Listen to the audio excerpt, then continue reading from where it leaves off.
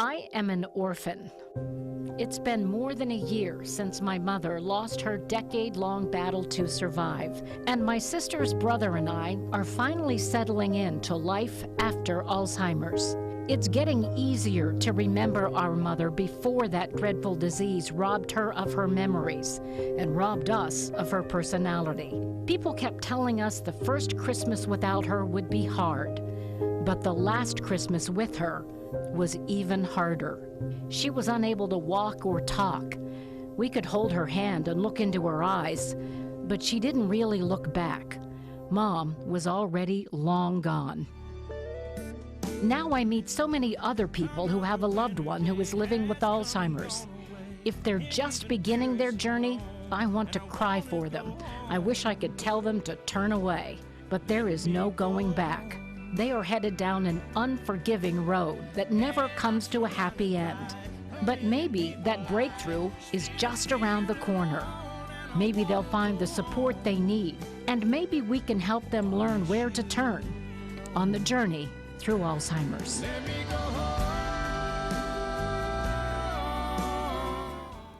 Good evening, and thank you for joining us. 9 years ago, when my family was still desperately searching for answers, we started this annual program to help people find their way on the journey through Alzheimer's.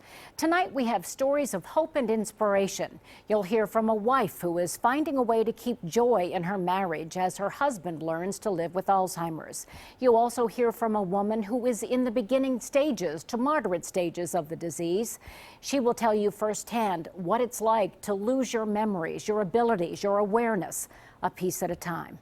We'll talk to a leading Alzheimer's researcher, learn whether brain games really help, and we will answer your questions about resources and testing and symptoms. And to help us do that, we have volunteers on our Call 4 lines tonight, 614-821-4444. You can talk directly to representatives of the Alzheimer's Association of Central Ohio, the Central Ohio Area Agency on Aging, Forest Hills Center, Gans Horn Suites, First Community Village, and Dublin Retirement Center. If they can't answer your question, they can direct you to someone who can. And again, that number is 614-821-4444. You might have questions about the warning signs. What does it mean if you forget where you put your keys, or if you forget how to use a key? There are 10 warning signs for Alzheimer's, and remember, it starts with a whisper. What should you look for? Forgetfulness turns into memory loss, especially recently learned information. That disrupts your daily life. You have trouble developing or following a plan or working with numbers. You might find it difficult to complete a daily task like budgeting, following the rules of a game, or driving to a familiar location. You might lose track of dates, seasons, or the passage of time. You might forget where you are or how you got there. Some people have vision problems or difficulty reading or judging distances. You might have trouble following or joining a conversation, or struggle with words, or call things by the wrong name. You might put things in unusual places, or lose your ability to go back over your steps, or even accuse others of stealing. People with Alzheimer's have changes in judgment or decision-making. They may give large amounts of money to telemarketers or pay less attention to grooming and keeping themselves clean. You might remove yourself from hobbies, social activities, work, or sports. Your mood or personality can change. Maybe you become more suspicious or confused, depressed, or fearful. And there is now new evidence that eye exams or odor identification might be helpful in recognizing Alzheimer's at its earliest stages. Researchers from Columbia University Medical Center tested older adults, and they found that lower odor identification scores were associated with the transition to dementia and Alzheimer's. And using polarized microscopes, they were also able to determine whether there was thinning in the nerves of the eyes, or if amyloid, the trademark of the protein of Alzheimer's disease, was present early on. Experts say these findings could lead to vast improvements in early detection and management of Alzheimer's. And older people tend to get their eyes checked a little bit more frequently than perhaps sometimes they go into the doctor for yearly exams. So I think this holds a lot of promise, and we're really excited to see these results and hope that they continue to mature so that soon not only will we have a therapeutic, but we'll have a biomarker that's easy and accessible, like an eye test or a smell test that's available, so that we can combine those two and really make a difference. The studies were presented at the Alzheimer's Association International Conference in Toronto. There's been debate for years about whether brain exercises can help ward off Alzheimer's, and scientists now report they really do work. Brain games. For years, we've heard that exercising your brain might reduce your risk of Alzheimer's. But today, for the first time, scientists think they can prove it. It's one of the first interventions that we have found to significantly reduce the incidence of dementia across time. She studied nearly 3,000 patients for 10 years, the average age 74, and found that those who did what's called speed of processing exercises reduced their risk of dementia by 33%, some by almost half. And it didn't take long, just 10 hour-long sessions over 5 weeks. For a fee, you can find these exercises online, like this one by Brain HQ. Images pop up on different parts of the screen, and the question is, can you identify them as they pop up more and more quickly? 67-year-old Bob Harmon wasn't in the original study, but decided to participate in similar research after his wife and twin daughters noticed subtle changes in his driving. It's something that comes very, very slowly, and you don't know what's happening to you. Since doing the exercises, he says his driving has improved and he can multitask better. It just really gave me a view into what my processing capabilities were. Researchers haven't figured out why the effects of doing these exercises have lasted so long, but they do recommend that anyone over 50 try it. The brain is very plastic. It's still learning. It can still, be made stronger like any muscle. In other words, a potential game changer. We have resources here. If you have questions about Alzheimer's, you can call 614-821-4444.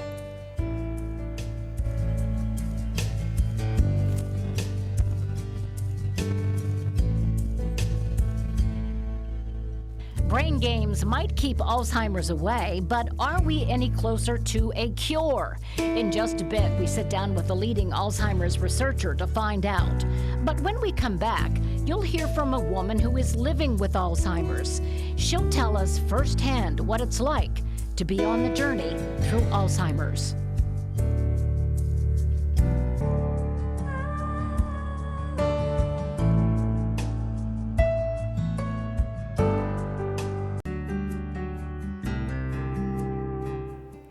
A new study finds that women are likely to receive their Alzheimer's diagnosis at a later stage than men who develop the disease, and the reason could be that women have exceptional verbal skills.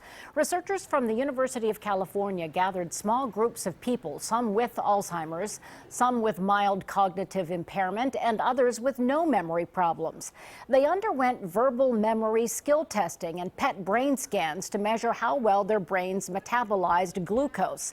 Women who had no or moderate to mild problems with brain metabolism scored higher than men on the memory tests. And women with advanced metabolism problems had scores and tests compatible to men with no problems. Experts say more research needs to be done, but if the findings are confirmed, adjusting memory tests to accommodate the verbal skills of women could aid in helping women become diagnosed with Alzheimer's sooner. You are about to meet a woman who got the diagnosis early. Often people who have Alzheimer's don't know they've got it, don't acknowledge what they're going through, even tried to hide it. Sarah Mosley knows very well that she is on the journey through Alzheimer's. I felt like I was tumbling down a hill, and I really didn't understand what was going through my body and my mind, and I was just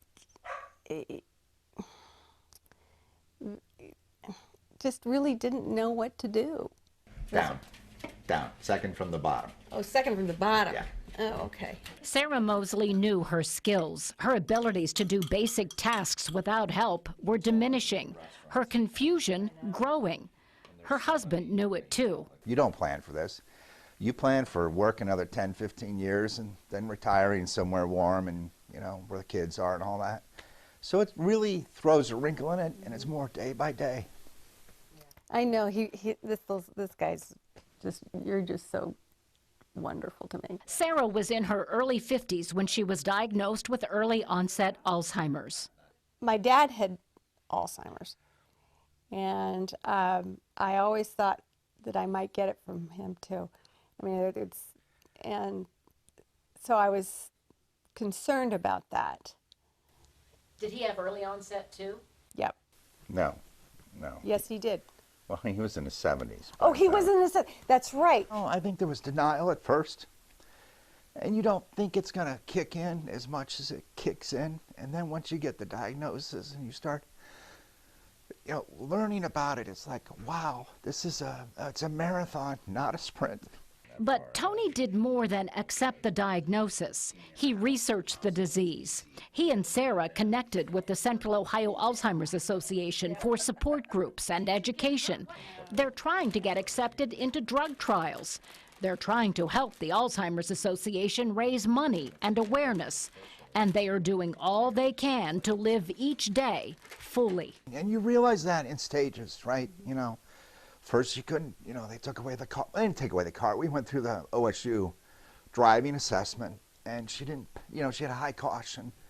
Just wasn't worth it anymore. So, you know, driving, cooking, you know, those.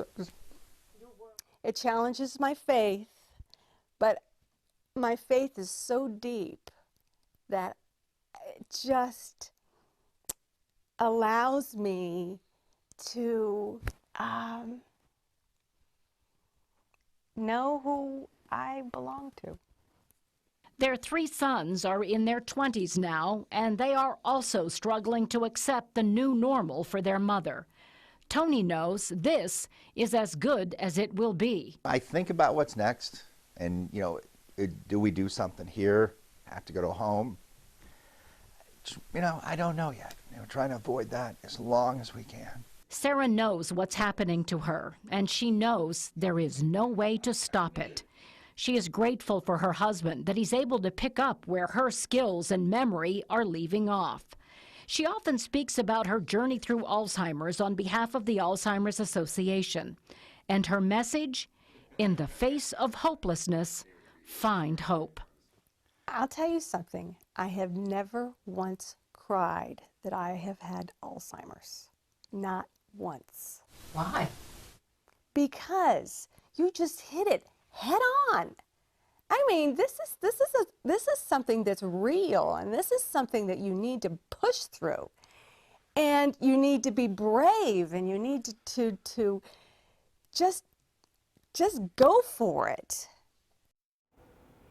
We continue to take your phone calls. Our volunteers are from the Alzheimer's Association, the Central Ohio Area Agency on Aging, Forest Hills, Ganshorn Suites, First Community Village, and Dublin Retirement Center. And they can direct you to resources and testing options. 614-821-4444. Up next, we sit down with Dr. Douglas Shaarei, who has devoted his life to helping people on the journey through Alzheimer's.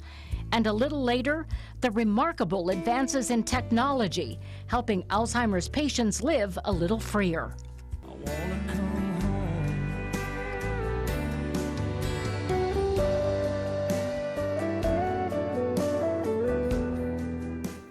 Ohio State University is home to one of the nation's leading Alzheimer's researchers. Dr. Douglas Shaarei is an outspoken advocate for early testing and detection, and he also helps lead national clinical trials for new treatments.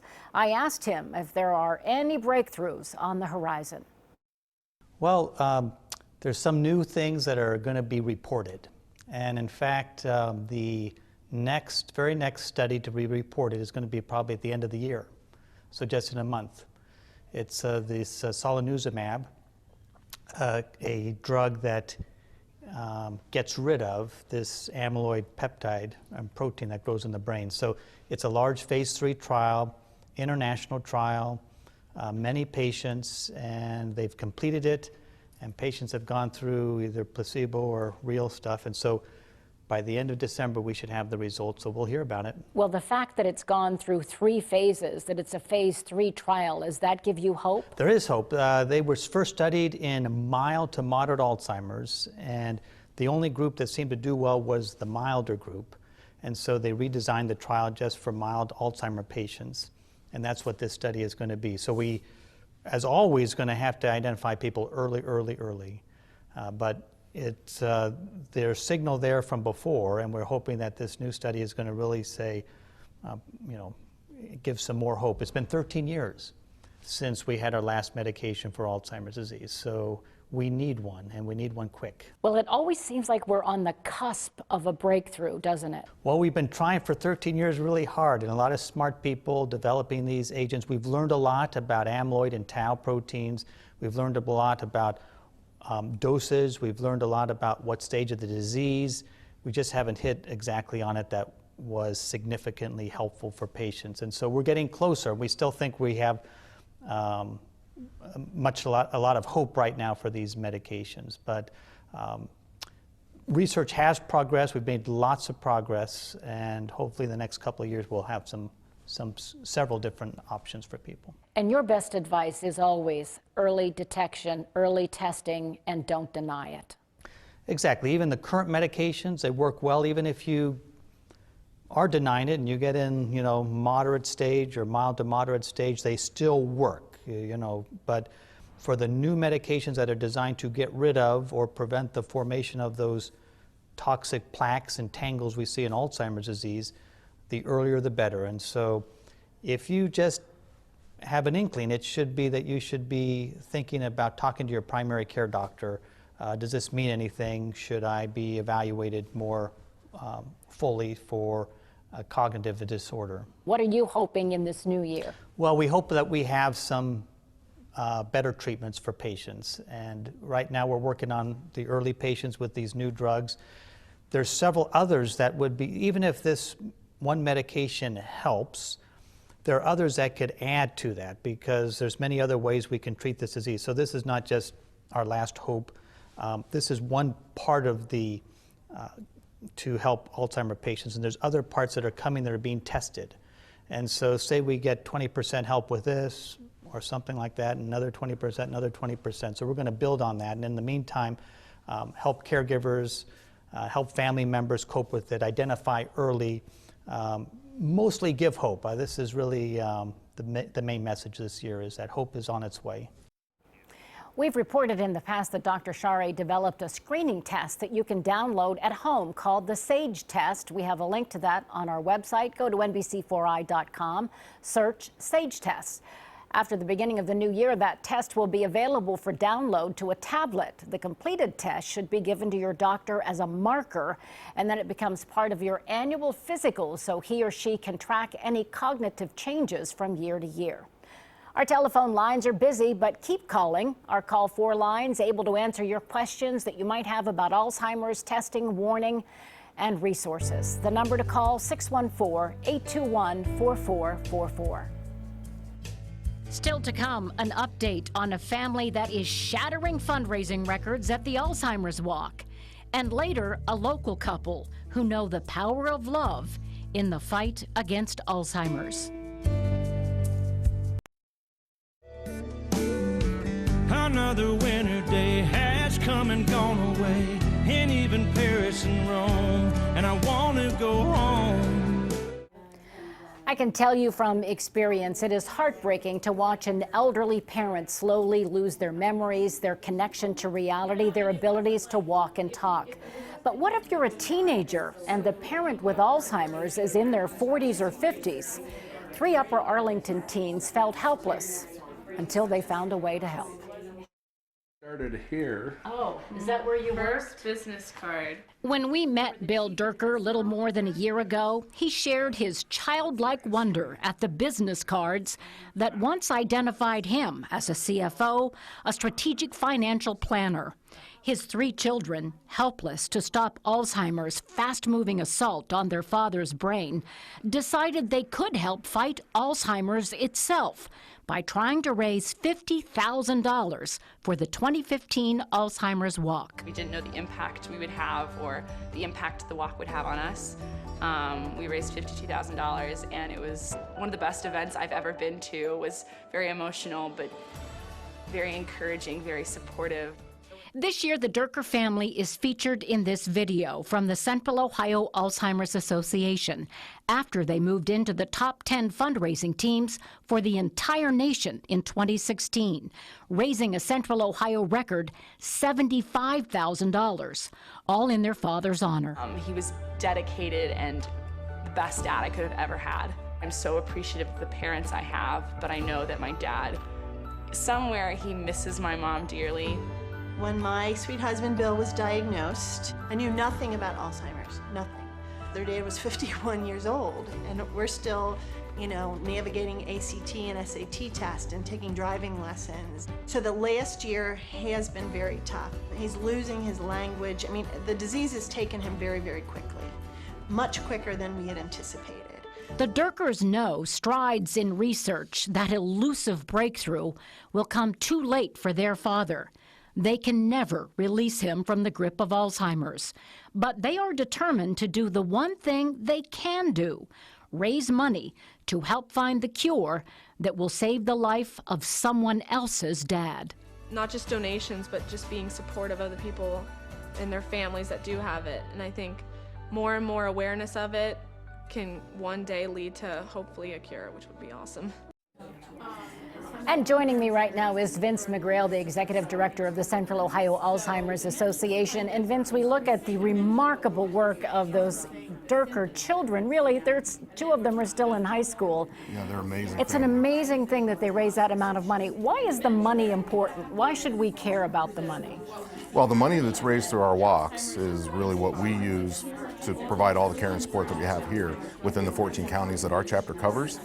But in addition to everything that we provide for families who need us today, the association across the country uses dollars that are raised to directly fund research and to push hard on public policy that's going to ramp up federal funding for research. And when you say push hard for public policy, you're really trying to get somebody on Capitol Hill to pay attention, aren't you? And they are, and that is clear because last year there was a substantial increase in federal funding, NIH funding for Alzheimer's research, and this year there's another huge proposal, a $400 million proposal that we hope to hear more about in January, that would be more increased federal funding for Alzheimer's. And you mentioned 14 counties that you're dealing with here in Central Ohio. What kinds of services can people expect if they're calling tonight and saying, I want to connect with the Alzheimer's Association? What can you do for these families? Well, first thing, we have our 800 number, 24 hours a day, 7 days a week. So we have calls all throughout the day and throughout the night. And as you know, there's issues that come up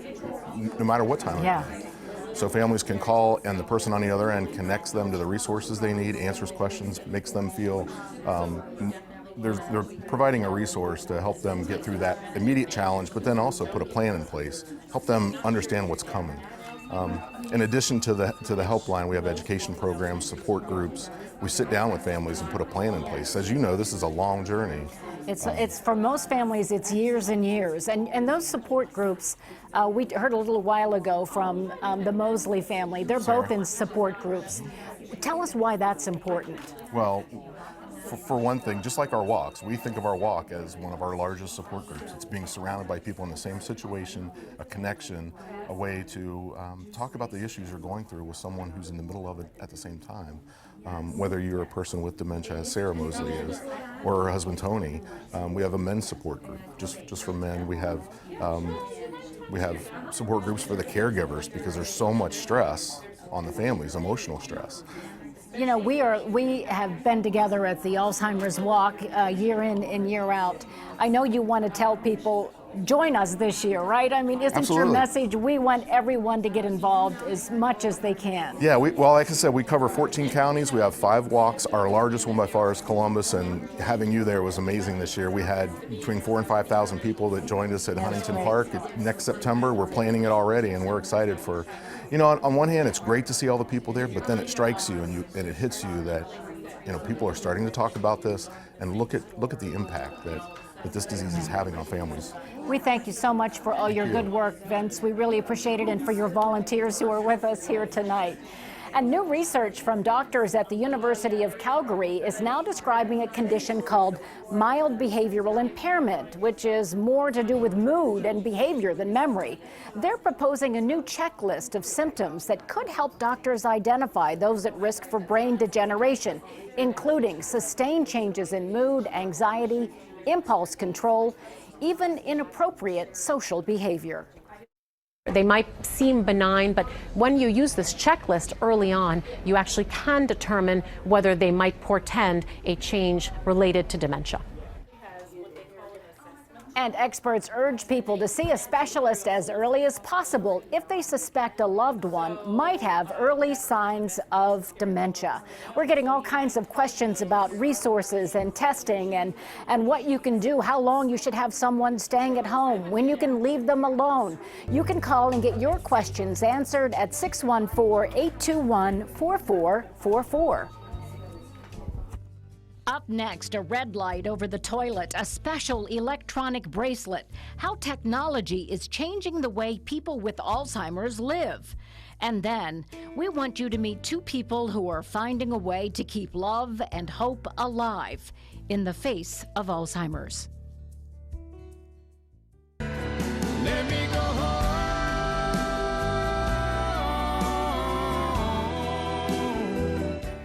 More than 5 million Americans are living with Alzheimer's. It is the 6th leading cause of death in the United States and will kill more people this year than breast cancer and prostate cancer combined.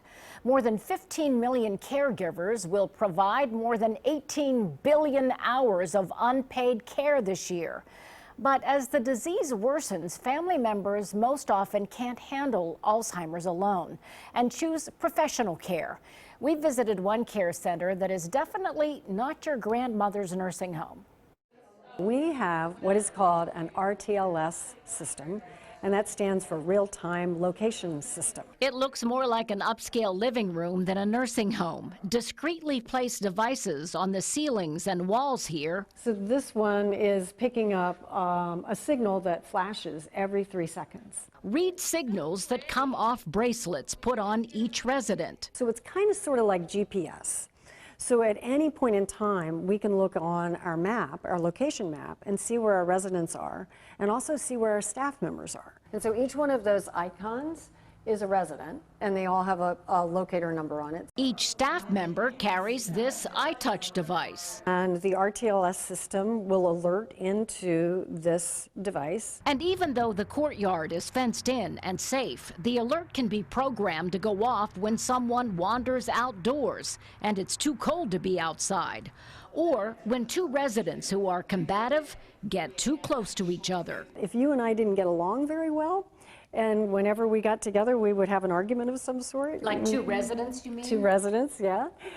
We could code that so that when we get within 10 feet of each other, an alert's going to go off. Wow. The tracking system, instead of being intrusive or restrictive, actually gives the residents more freedom. So we're able to leave more doors open and give them much more freedom within the center because we're using technology instead of just closed doors. Over each toilet. From the bed in any of our rooms, you have line of sight vision of the toilet. An infrared light glows. But when you get up in the middle of the night, your eyes don't adjust very readily to a white light. And that's especially true of Alzheimer's patients. None of the beds here is single, and that's not a luxury.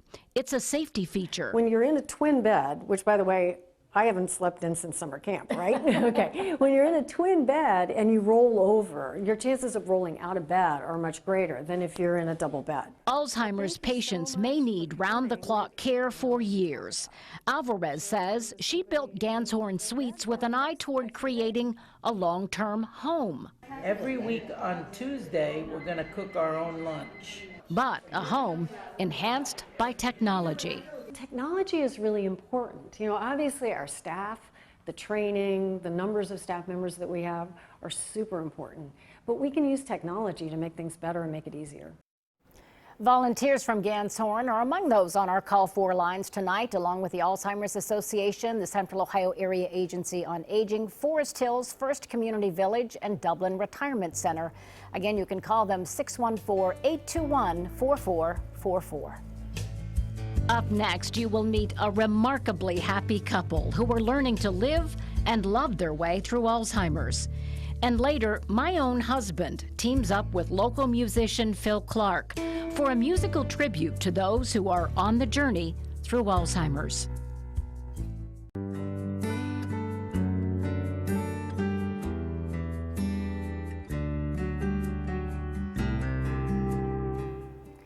Do you ever wonder how you would react if someone you love gets diagnosed with Alzheimer's? Will you devote your time and energy to their care? Will you dye your hair purple? Tonight, a woman who's done all that and more, and the man who still knows how lucky he is.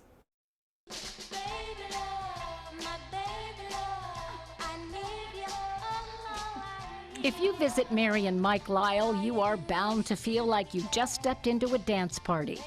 Mike still loves to dance, still has all the moves, and still adores the wife he married just 8 years ago. Mary says her first marriage was miserable. She met Mike at a church function, but she told a friend she would never marry again. And she said, well, he never took his eyes off of you the entire time. I said, well, he can just look somewhere else. He does, don't look in my direction. Well, it ended up that we just kept being thrown in the same circles.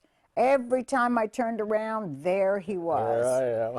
After her first marriage collapsed, Mary had followed a lifelong dream, and at the age of 40, went to nursing school. I was a clinical manager on a 32-bed Alzheimer's unit, and now I know why.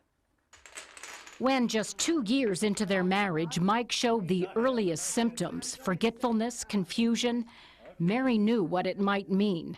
After weeks of tests, they got the diagnosis, Alzheimer's. I just absolutely could not believe it. And then I thought, well, there's nothing I can do about it. I can't change anything, and it's not going to go away. And now I know why the Lord said, yes, you are getting married again. You think he put you here in this time, in this place? I think so. Mary believes she was guided to nursing school, to that church function, to Mike's side, by the gentle hand of God. And she is on a mission of sorts to teach others about Alzheimer's. It's the reason Mary and Mike dyed their hair purple for November, Alzheimer's Awareness Month. I wanted people to ask me about my hair or make a comment so I could say that it's Alzheimer's Awareness Month, and people need to be aware how to treat people that have Alzheimer's, that to not shun away from them, to not have a conversation with them, and to be aware of the caretakers and the support and the help that they need as well. Mary is now a full-time caretaker herself. Whatever we're doing, we do it together. We're always together, which is very difficult sometimes. It's really difficult. Found my wonderful wife, and it's been a wonderful thing from that on. I'm a lucky man. Together, you can pretty much conquer anything. That you just have to stick together. It is not easy by any stretch of the imagination. Some days I just want to throw in the towel, but luckily it doesn't last long. But it's just not easy. Mary knows what's coming, but for now, she and Mike are finding joy in each other, in each day they have together, each day that he still recognizes her face and knows her name. I think that we are all predestined, and regardless of the choices we make or what we do, we're still going to end up the way our map has been drawn out for us. And this was your map. This is my map. Purple hair and all. I love you, sweetheart. I'm a lucky man.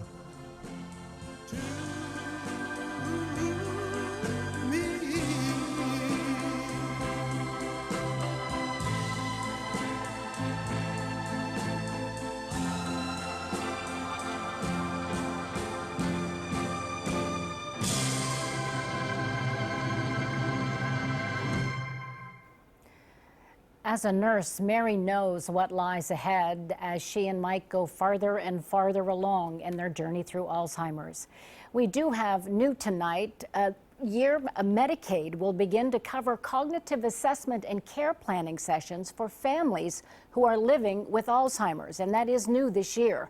And you still have a few minutes left to talk to the volunteers on our Call 4 lines, 614-821-4444.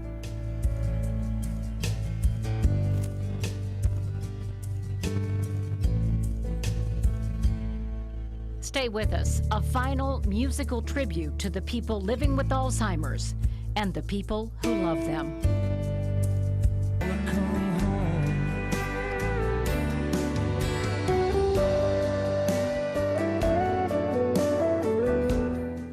We want to remind you, if you would like to download Dr. Shaarei's SAGE test, we talked about that earlier. We have it available for you on our website. Go to nbc4i.com and just search SAGE test. That's S-A-G-E test.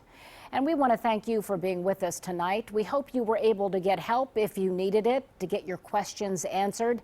And we want to give a big thank you to our editor of this program, Jonathan Williams, photographers Steve Rossman and Bill Reagan, director Jason Litton, and our crew, Zeke Riley and Corey Barrett. A special thank you to producer Jen Kaiser, who has been with me for the past 9 years for this Alzheimer's program. Jen's father was living with dementia when he died this year. Now, my husband, Gary Marshall, watched me and my family as our mother lived with and then died from Alzheimer's. He remembered my mother as a happy, outgoing ball of fire. And he was inspired to write a song to honor her and all the women and men on the journey through Alzheimer's. It's performed tonight by well-known local musician Phil Clark with the help of his daughter, Raylan. Good night.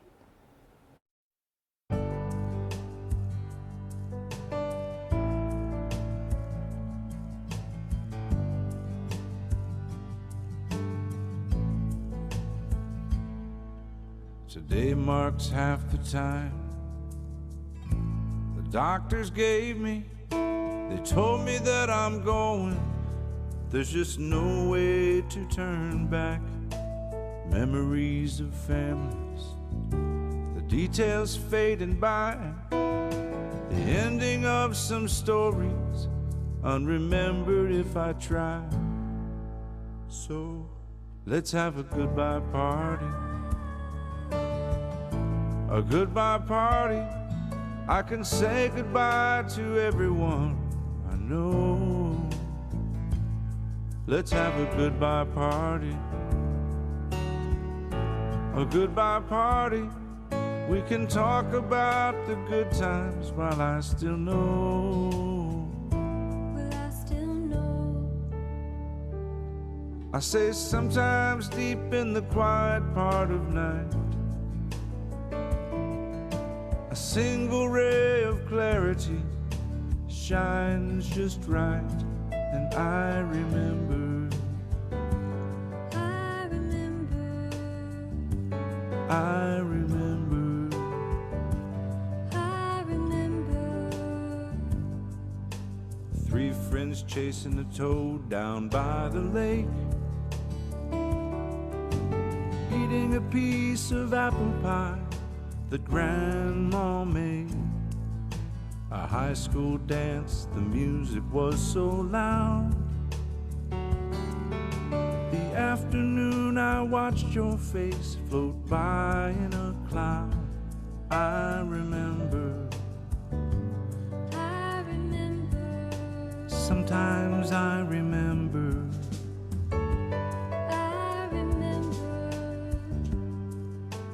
holding hands and wishing all the stars. Some nights I don't have to wonder who you are, 'cause I remember. I remember. I remember.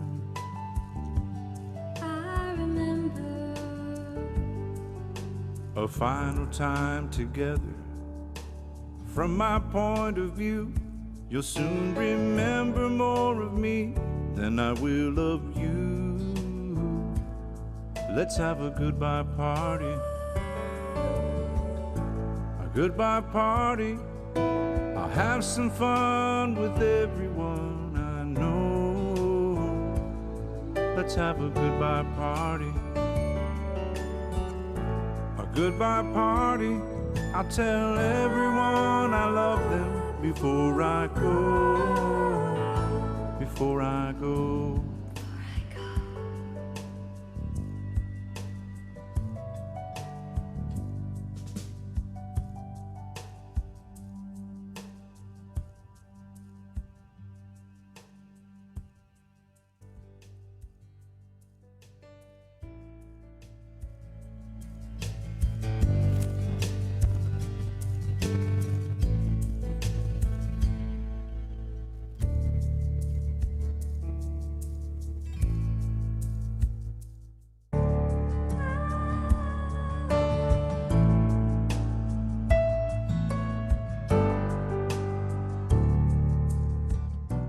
Five seconds.